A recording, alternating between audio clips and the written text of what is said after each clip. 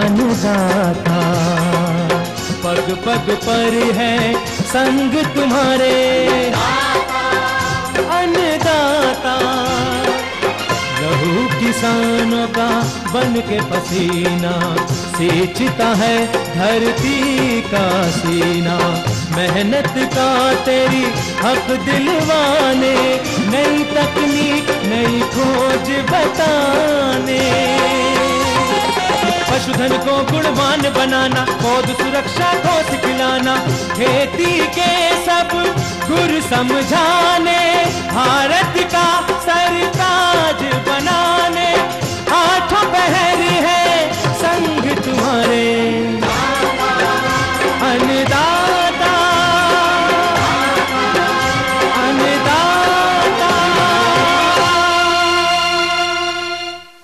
नमस्कार, मैं शालिनी आप सभी दर्शकों का अन्नदाता कार्यक्रम में स्वागत करती हूं। हर रोज की तरह आज भी हम कार्यक्रम में लेकर के आए हैं खेतीबाड़ी से जुड़ी हुई बहुत सी लाभकारी जानकारियां। तो चलिए सबसे पहले देखते हैं कि क्या है विशेष आपके लिए आज के कार्यक्रम में। लहसुन की अधिक उपज देने वाले किस्मों की वैज्ञानिक तरीके से बुआई पर जानकारी।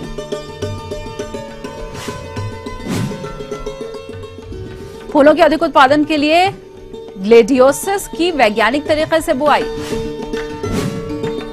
रबी मौसम में हरे चारे वाली फसलों की उन्नत किस्मों की बुआई तकनीक पर जानकारी।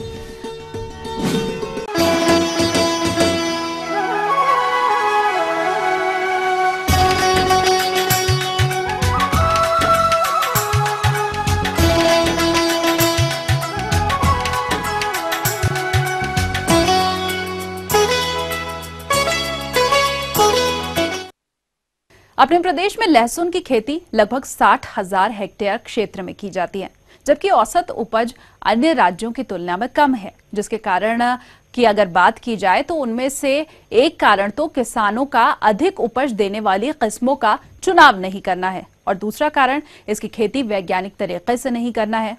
तो लहसुन की खेती से अधिक उपज लेने के लिए कौन कौन सी किस्में लें और बुआई कैसे करें, इसकी जानकारी दे रहे हैं कृषि विज्ञान केंद्र कालूखेड़ा, जिला रतलाम के वैज्ञानिक डॉक्टर एस.के. पांडे। मैं डॉक्टर एस.के. पांडे, वैज्ञानिक कृषि प्रसार कृषि विज्ञान केंद्र कालूखेड़ा, जिला रतलाम से। खासतौर पे मालवा क्षेत्र में लहसुन की एक प्रमुख फसल है रबी सीजन में, और तकरीबन मैं रतलाम की बात करूं तो रतलाम जिले में लगभग 14,000 हेक्टेयर से अधिक एरिया में लहसुन की खेती की जाती है और ये बहुत ही महत्वपूर्ण फसल है और इसमें किसान भाई काफ़ी रुचि भी लेते हैं। जहाँ तक भूमि की तैयारी की बात है तो आप सभी किसान बंधु, आपको पता है कि ये जो कंद वाली फसलें हैं तो भूमि की तैयारी 15 से 20 सेंटीमीटर गहराई तक 3 से 4 बार आपको जुताई करना है और सड़ी हुई गोबर की खाद जो भी आपके पास उपलब्ध है 5 से 6 क्विंटल प्रति हेक्टेयर के हिसाब से आपको भूमि में मिलाना है। और चूंकि ये कंद वाली फसल है तो ये ध्यान रखना होगा कि भूमि कड़क नहीं होना चाहिए, तो इसीलिए हम लोग अनुशंसा करते हैं कि आप गोबर की सड़ी हुई खाद या बर्मी कंपोस्ट जो भी मिले आप खेत में मिला दें तो अच्छा रहेगा। किसान भाइयों, ये इस फसल में उर्वरक की जो मात्रा है, जो पोषक तत्वों की अपन बात करते हैं, वो 100 किलो नाइट्रोजन, 60 किलो स्फूर और 50 किलो पोटास प्रति हेक्टर, जिसमें से कि जो स्फूर और पोटास की पूरी मात्रा और नाइट्रोजन की आधी मात्रा आपको शुरू में देना है। बची हुई नाइट्रोजन की जो मात्रा है वो मात्रा जो पहली निदाई करते हैं आप 30 से 35 दिन के बाद, उस दरमियान आपको आधी देनी है। फिर जो दूसरी जो मात्रा है, जो आधी बची हुई मात्रा नाइट्रोजन की है, वो करीब 50 से 55 दिन की अवस्था पे आपको दूसरी निदाई के समय ये देनी है। किसान भाइयों, ध्यान रखना होगा कि 60 दिन के बाद कोई भी रासायनिक उर्वरकों का उपयोग आपको लहसुन की फसल में नहीं करना है, नहीं तो फिर समस्याएं आती हैं और कीड़े का भी प्रकोप होता है और फिर फूटने लगती है लहसुन। आपने देखा होगा अक्सर कि 60 दिन के बाद लहसुन फूटने की समस्या आती है, वो इसलिए कि आप रासायनिक उर्वरकों का इस्तेमाल 60 दिन के बाद करते हैं, इसलिए लहसुन में फुटाव की स्थिति उत्पन्न हो जाती है। तो ये मुख्य रूप से जो है ये जो फसल है, इस तरीके से आप प्रबंधन करेंगे तो निश्चित रूप से आपको लहसुन की अच्छी पैदावार मिलेगी। प्रमुख रूप से जो लहसुन फसल है इसकी अच्छी अच्छी प्रजातियां भी उपलब्ध हैं, जैसे G1 है, G50 है, G282 है। ये 3 प्रजाति काफ़ी महत्वपूर्ण है।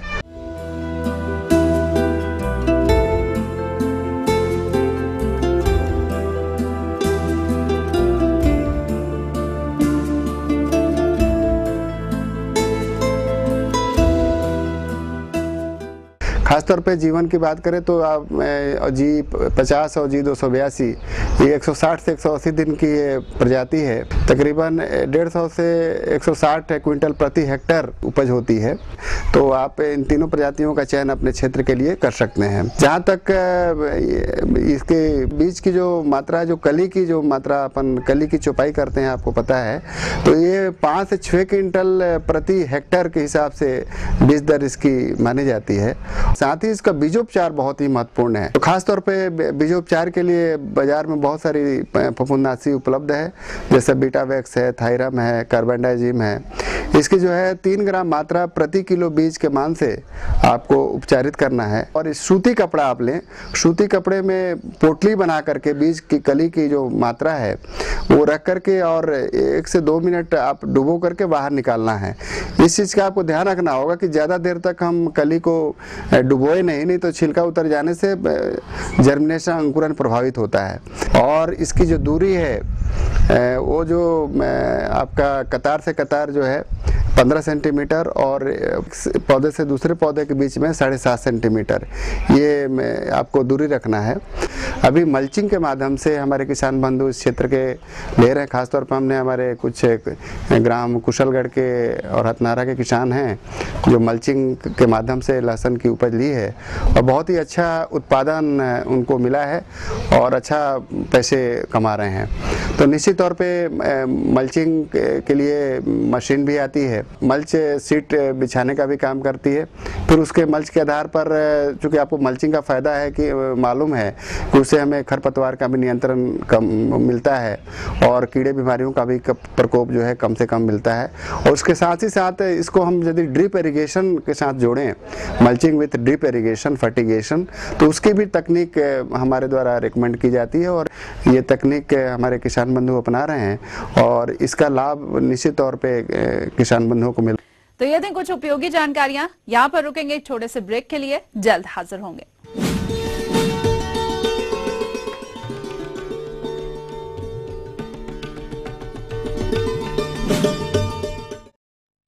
राजनीति कोई भी हो, घटना कैसी भी हो, खुलासा सिर्फ सेंट्रल हॉल में। आप सबको नरेंद्र मोदी के नमस्कार। खबरों पर जानकारों से बेबाक बात, गपशप, सियासी सवाल, राजकाज और सुर्खियां एक ही प्रोग्राम से देश, समाज और राजनीति की पूरी तस्वीर देखिए सेंट्रल हॉल ETV के सभी हिंदी चैनल्स पर।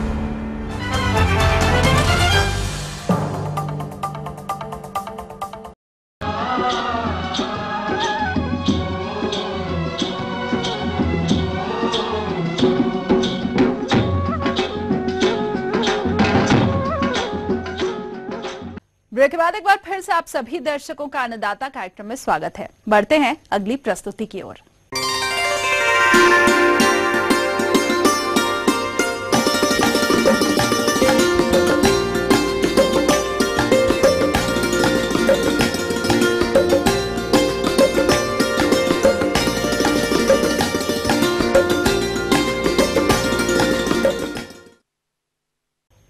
प्रदेश में किसानों के बीच फूलों की खेती का चलन बढ़ता जा रहा है और किसान इनकी खेती करके अच्छी आय भी ले रहे हैं।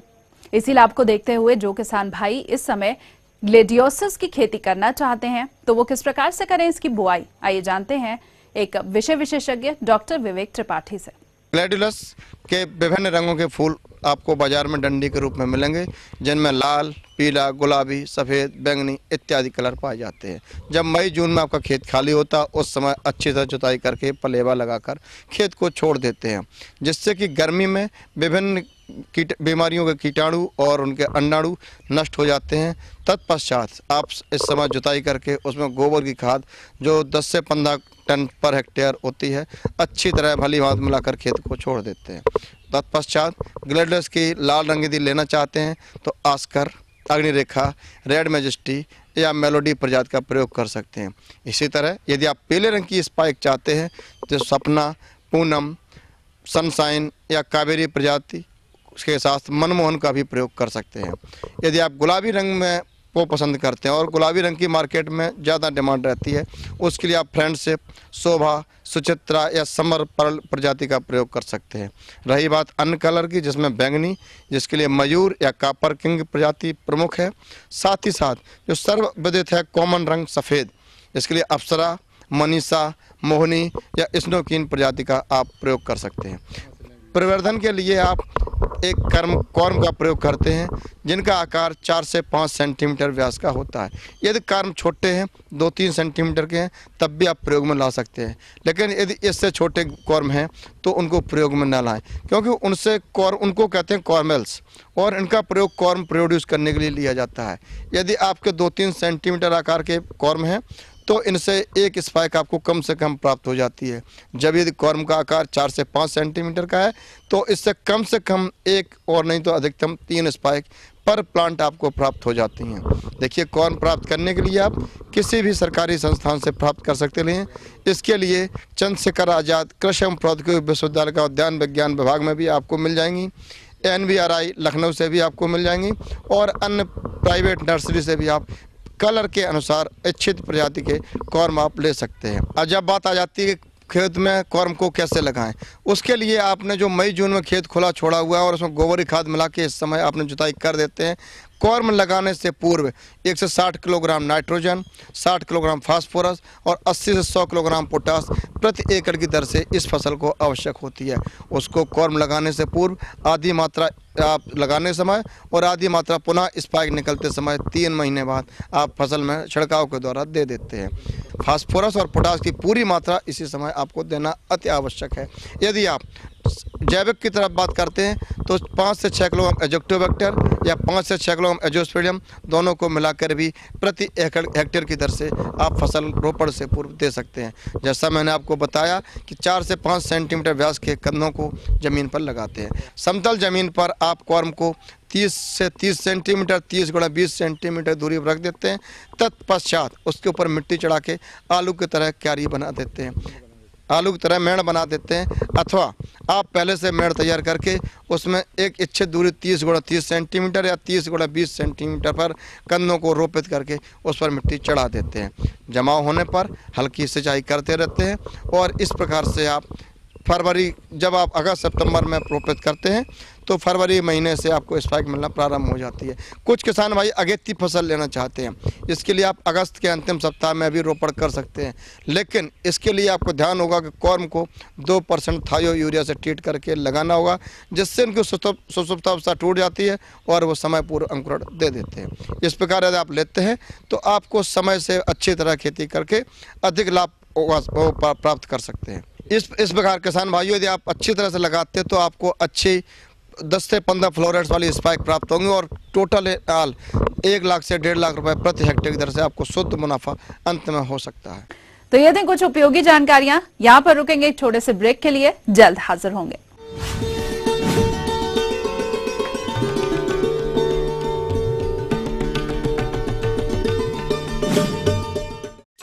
धान की कटोरा छत्तीसगढ़, जी हाँ, भराए है प्राकृतिक देन। यहाँ के चिन्हारी कर्मा ददरिया अब्बड़ सुघ्घर है। यहाँ की राजभाखा मानो आप मन के अपन भाखा मा हमन अउ आपो मन देखबो छत्तीसगढ़ ला अउ तीरले काबर के छत्तीसगढ़िया सबले बढ़िया। छत्तीसगढ़ी न्यूज देखो हर दिन बिहनिया 7:30 बजे।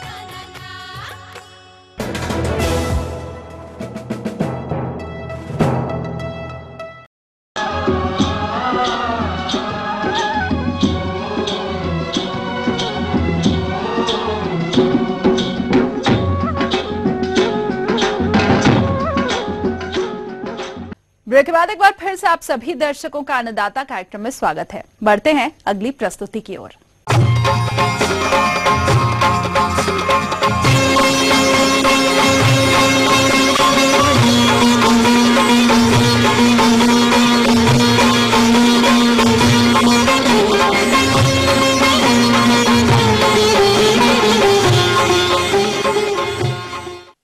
हमारे प्रदेश के अधिकतर किसान गाय और भैंस का पालन करते हैं, लेकिन इनसे अधिक दूध का उत्पादन तभी लिया जा सकता है जब इनके संतुलित आहार में हरे चारे का भी समावेश किया जाए। तो रबी मौसम में हरे चारे की उपलब्धता बनाए रखने के लिए कौन कौन सी फसलों की बुआई की जाए, इसकी जानकारी दे रहे हैं कृषि महाविद्यालय ग्वालियर के डेयरी फार्म प्रभारी डॉक्टर पीपी सिंह। कौन कौन सी चारा फसलें होती हैं इसके बारे में जानकारी देने जा रहा हूं। अब जैसे चारा फसलों की बात हो रही है तो सबसे पहले यदि अपन सीजन वाइज शुरू करें तो हमको ये प्रयास करना चाहिए कि इस प्रकार का चारा उत्पादन का कार्यक्रम किसान भाई बनाएं जिससे कि पशुओं को वर्ष भर हरा चारा उपलब्ध होता रहे। उदाहरण के लिए यदि अपन रबी के मौसम से शुरुआत करें तो रबी के मौसम में लगभग 15 अक्टूबर से 15 नवंबर के समय में बरसीम की बुआई का विशेषकर उत्तम समय रहता है। अब बरसीम ही क्यों लें? देखिए, बरसीम में लगभग 3% डीसीपी या डाइजेस्टेबल क्रूड प्रोटीन होता है और बरसीम को चारा फसलों का राजा कहा जाता है। बरसीम की फसल से अधिक कटाइयाँ व अधिक चारा प्राप्त करने के लिए इसकी खेती में तकनीकी बिंदुओं को अमल में लाना आवश्यक है, जिसमें सर्वप्रथम बिंदु आता है भूमि का चयन। बरसीम दलहनी फसल है, इसकी जड़ों में सूक्ष्म जीवाणु पाए जाते हैं। प्रत्येक अवस्था में इन जीवाणुओं का क्रियाशील रहना अत्यंत आवश्यक होता है। अतः बरसीम की सफल खेती के लिए भूमियों में जल निकास का उत्तम प्रबंध होना चाहिए तथा मृदा वायु संचार अच्छा होना चाहिए। उपजाऊ दोमट भूमियां बरसीम की फसल के लिए सबसे उत्तम होती हैं। भूमि की तैयारी। बरसीम की फसल सामान्यतः मक्का, ज्वार, बाजरा व धान की फसल के बाद उगाई जाती है। इन फसलों की कटाई के बाद एक बार मिट्टी पलटने वाले हल से गहरी जुताई करके 3-4 बार देशी हल या हैरो चलाकर खेत की बुआई के लिए तैयारी करते ही पाटा चलाकर खेतों को समतल बना देना चाहिए, जिससे सिंचाइयां सुविधा पूर्वक होती हैं। खेत में ढेले नहीं रहने चाहिए, अन्यथा बीजों का जमाव कम होगा। पोषक तत्व के रूप में प्रति एकड़ क्षेत्रफल के लिए 10 से 12 किलोग्राम नाइट्रोजन, 22 से 25 किलोग्राम फास्फोरस का प्रयोग खेत की अंतिम जुताई के समय करें। कौन कौन सी प्रजातियां हैं? बरसीम की बरदान वैरायटी है, JV2, JV3 है, जवार बरसीम 2, जवार बरसीम 3। इसके अलावा IGFRI से अन्य प्रजातियां भी विकसित की गई हैं बरसीम की, जैसे बुंदेल बरसीम 1, बुंदेल बरसीम 2, बुंदेल बरसीम 3। ये प्रजातियों की बरसीम का बीज भी उपलब्ध होता है। बुआई के लिए जो विधियां प्रचलित हैं उनमें सीधा किसान भाई जो अपनाते हैं वो ये है कि इसमें खेत को छोटी छोटी क्यारियों में विभक्त कर लिया जाता है, बांट लिया जाता है। इसमें एक बीड रहता है बरसीम के बीज में, कासनी बोलते हैं।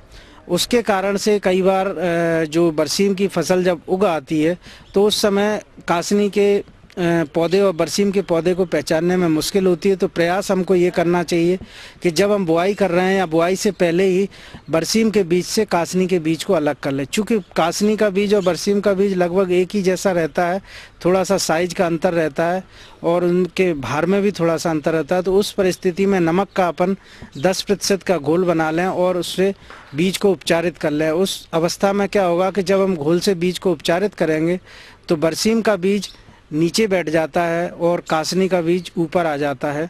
तो इस प्रकार से अपन निर्धारित करके उसको उपचारित कर सकते। बरसीम का बीज जो कि अपने को फफूंदनाशक से उपचार यदि उपलब्ध है तो कर लें, नहीं तो जो कल्चर आते हैं विभिन्न प्रकार के, उन कल्चरों से उपचारित करने के बाद में पानी में से भरी हुई क्यारी में बरसीम का बीज छिड़क दिया जाता है। बरसीम का बीज पानी में फूल जाता है, फूलने के बाद उसी जगह पर बैठ जाता है। इस प्रकार से पूरे खेत की बुआई अपन कर लेते हैं। अब बुआई करने के बाद में इसमें सिंचाई कर दें। सिंचाई करीब 15 से 20 दिन के बाद अपन कर सकते हैं और उसके बाद में जब अपनी फसल करीब 45 से 50 दिन की हो जाती है, उस परिस्थिति में अपन ये प्रयास करें कि कटाई उसकी पहली हो जाए। पहली कटाई लगभग 45 से 50 दिन में हो जाती है और उसके बाद हर बार जब अपन कटाई करते हैं तो कटाई करने के बाद में थोड़ा सा यूरिया का छिड़काव करें और उसकी सिंचाई कर दें। उसके बाद में फिर दूसरी कटाई करीब 30 से 35 दिन की अवस्था में आ जाती है। इस प्रकार बुआई के समय के हिसाब से इसकी कटाइयाँ निश्चित अपन कर सकते हैं। जैसे अगर 15 अक्टूबर को बुआई कर दिए तो 4 से 5 कटाव ले सकते हैं और जिस प्रकार यदि हम लेट होते जाएंगे, नवंबर में करें 15 में, तो उसी अनुपात में कटाइयों की संख्या भी कम होती जाएगी। इस प्रकार अपन बरसीम की कटाई लगभग मार्च के प्रथम सप्ताह तक करते हैं, क्योंकि मार्च के प्रथम सप्ताह के बाद में जब तापमान में बढ़ोतरी होने लगती है तो बरसीम में फसल में फूल आने लगता है और उसके बाद में सामान्यतः किसान भाई बरसीम को काटना बंद कर देते हैं और जो बरसीम है खेत में वो बीज उत्पादन के लिए ले लेते हैं। इस प्रकार से करीब 15 मार्च अगर एक मोटा मोटा अनुमान माने तो 4 या 5 कटाई अपन बरसीम की ले सकते हैं और उसके बाद में मई में जाके बरसीम की जो दाना है उसकी हार्वेस्टिंग हो जाती है या दाना हमको प्राप्त हो जाता है। लगभग प्रति हेक्टेयर 2 से 4 क्विंटल बीज भी अपन बरसीम का पैदा कर सकते हैं। बरसीम के अलावा अपन रबी के सीजन में जई या ओट की बुआई भी कर सकते हैं। ओट की जो फसल होती है वो बरसीम से थोड़ी सी बड़ी होती है और इसमें भी 2 या 3 कटाई वाली कई प्रजातियां आती हैं। JHO 822 है, कैंट करके है, ये ओट की वैरायटियां हैं, तो इनको भी अपन उपयोग कर सकते हैं। इसके बाद में फरवरी मार्च के आसपास में, जैसे मार्च में जब अपनी बरसीम की फसल खत्म हो जाती है उस समय हरे चारे का क्या विकल्प है? देखिए, उसके लिए हाइब्रिड ज्वारचरी जो कि सोरगम और सूडान ग्रास का संकर होता है उसको अपन लोबिया या काउपी जो एक लेगुमिनेसी फैमिली की फसल होती है उसके साथ मिला के अपन इसकी बुआई कर देते हैं।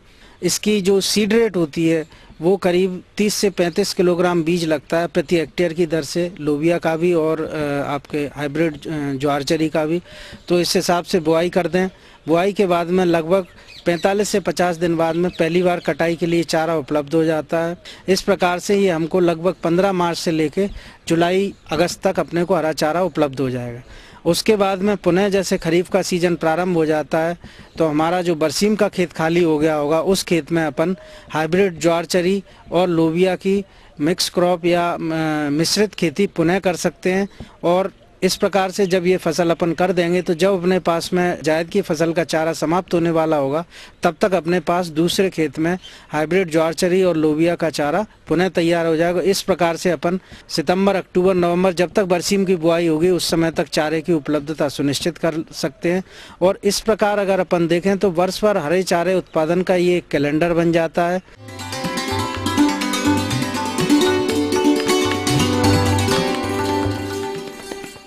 अन्नदाता हेल्पलाइन निशुल्क फोन संपर्क सेवा के माध्यम से आपके द्वारा पूछे गए प्रश्नों में से एक या फिर 2 महत्वपूर्ण प्रश्नों को हम अपने कार्यक्रम में शामिल करते हैं और इसी के तहत आज का चयनित प्रश्न और उसका जवाब इस प्रकार है।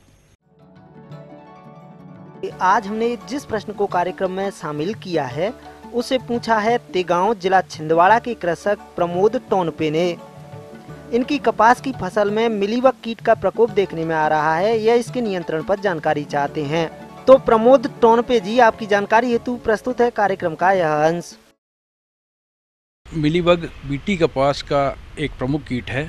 बीटी कपास के अलावा ये सभी फलदार पौधों, सब्जियों व सजावटी पौधों में एक गंभीर समस्या बन चुका है। इसके कारण फसल पैदावार में बहुत ज़्यादा कमी देखी गई है। हमारे देश में कपास की फसल पर व अन्य सजावटी पौधों में मिलीबग की 3 प्रजातियां पाई जाती है। उत्तरी व मध्य भारत में पिनाकोकस सोलेनोप्सिस किस्म प्रमुख है। यह इस किस्म के पीठ पर पीछे की तरफ 2 काली धारियां पाई जाती है जो कि अन्य प्रजातियों में अनुपस्थित रहती है। इसकी अकेली मादा कीट अनिषेक जनन के द्वारा 150 से 600 अंडे तक देती है, जिसमें अधिकतर मादा ही पैदा होती है। अंडों से 3 से 9 दिन के अंदर निम्फ निकलते हैं जिन्हें हम क्रॉलर कहते हैं, जो कि 22 से 25 दिन में वयस्क कीट बन जाते हैं। इस दौरान इसके शरीर पर एक मोटी मोम की परत विकसित हो जाती है जो इन्हें रासायनिक कीटनाशकों के दुष्प्रभाव से बचाती है। ये कीट वर्ष भर जनन करते हैं तथा गर्म जलवायु में अधिक सक्रिय रहते हैं। ये शीत ऋतु में इनका नुकसान कम देखा गया है। शीत ऋतु में ये कीट अंडकोश के अंदर अंडों में या पोषक पौधों और जमीन के अंदर दूसरी अवस्थाओं में जीवित रहते हैं। इस कीट के द्वारा विभिन्न फसलों की पत्तियों, टहनियों व पौधों के तनों से रस चूसकर उन्हें कमजोर बना देते हैं। इसके प्रकोप से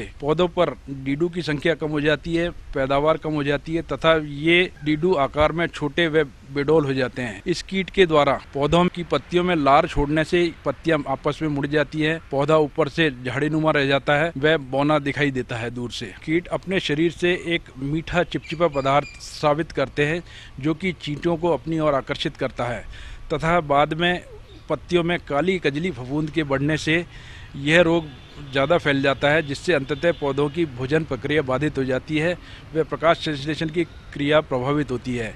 इस कीट का प्रसारण ग्रसित पौधों से मिलीबग हवा के द्वारा, वर्षा के द्वारा, पक्षियों द्वारा, पशुओं द्वारा या मनुष्यों द्वारा कपास की फसल व अन्य सजावटी पौधों तक पहुंचता है। इसके क्रॉलर अधिक सक्रिय होते हैं तथा अपने शरीर पर ये मोम की परत की सहायता से यह औजारों के द्वारा, मनुष्यों के द्वारा या चींटियों के द्वारा चिपककर एक स्थान से दूसरे स्थान पर चले जाते हैं। इस प्रकार चींटियां इनके प्रसारण में बहुत ज्यादा सहायक है। इन दोनों में सहजीवन की प्रक्रिया है। इस कीट के प्रबंध के लिए किसान भाई एकीकृत प्रबंध प्रणाली को अपनाएं, जिसमें है खेत के आसपास 4 प्रमुख खरपतवार गाजर घास, धतूरा, आक व मकोए परपोषी खरपतवारों को नष्ट करें। खेत तैयार करते समय खेत के आसपास चींटियों के बिल अगर दिखाई दें तो किसान भाई उनमें दवा का प्रयोग, क्लोरोपाइरीफोस का प्रयोग करके उन्हें नष्ट करें। फसल की शुरुआती अवस्था में मिलीबग से ग्रसित पौधों को उखाड़कर गड्ढे में दबाकर ऊपर से किसी भी अनुमोदित कीटनाशक का छिड़काव करके उन्हें समाप्त करें। खेत में काम में आने वाले औजारों को स्वस्थ फसल में ले जाने से पहले पानी की तेज धार से साफ करें। उन्हीं पौधों पर छिड़काव करना चाहिए जिन पर कीट उपस्थित हों। इस प्रक्रिया से प्रकृति में पाए जाने वाले मित्र कीटों को नष्ट होने से बचाया जा सकता है। किसान भाई ये भी ध्यान रखें कि इस कीट का प्रकोप जहाँ ज्यादा है उसी जगह पर इस कीटनाशक का प्रयोग करें। अधिक नमी वाली स्थिति में वर्टिसिलियम लैक्ने 5 ml प्रति लीटर पानी की दर से किसान भाई शाम के समय छिड़काव कर सकते हैं। ज्यादा प्रकोप की अवस्था में किसान भाई रासायनिक कीटनाशकों के विकल्प के रूप में थायोडिकार्ब, प्रोफेनोफोस या क्लोरोपाइरीफोस दवा 20% EC 1.25 लीटर प्रति हेक्टेयर की दर से बदल कर समूह बदलकर 2-3 बार आवश्यकता अनुसार छिड़काव करें।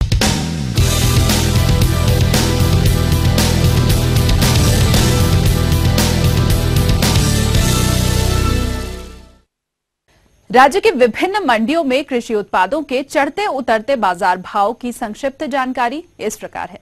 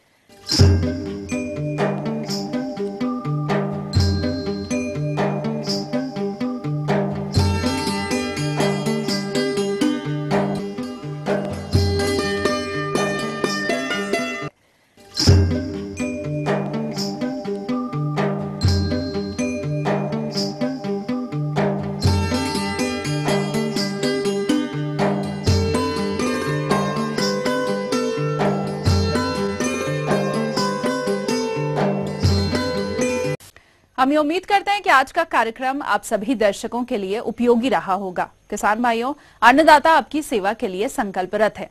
कृषि संबंधित समस्या और सुझावों के लिए आप हमें इस पते पर संपर्क कर सकते हैं। प्रोड्यूसर अन्नदाता, ETV Madhya Pradesh Chhattisgarh, Ramoji film city, Hyderabad 501512। साथ ही आप हमें ईमेल भी कर सकते हैं। हमारा ईमेल आईडी है annadatamp@etv.co.in। इसके अलावा आप हमें निःशुल्क हेल्पलाइन नंबर 1800-108-4599 पर सोमवार से शनिवार सुबह 10 से शाम 4 बजे के बीच संपर्क कर सकते हैं। और आइए अब देखते हैं कल दिखाए जाने वाले कार्यक्रम की मुख्य झलकियां। अधिक उपज हेतु सरसों की वैज्ञानिक खेती पर संपूर्ण जानकारी। अधिक उत्पादन हेतु परवल की रोपाई तकनीक।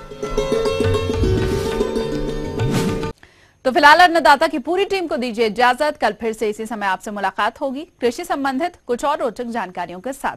नमस्कार।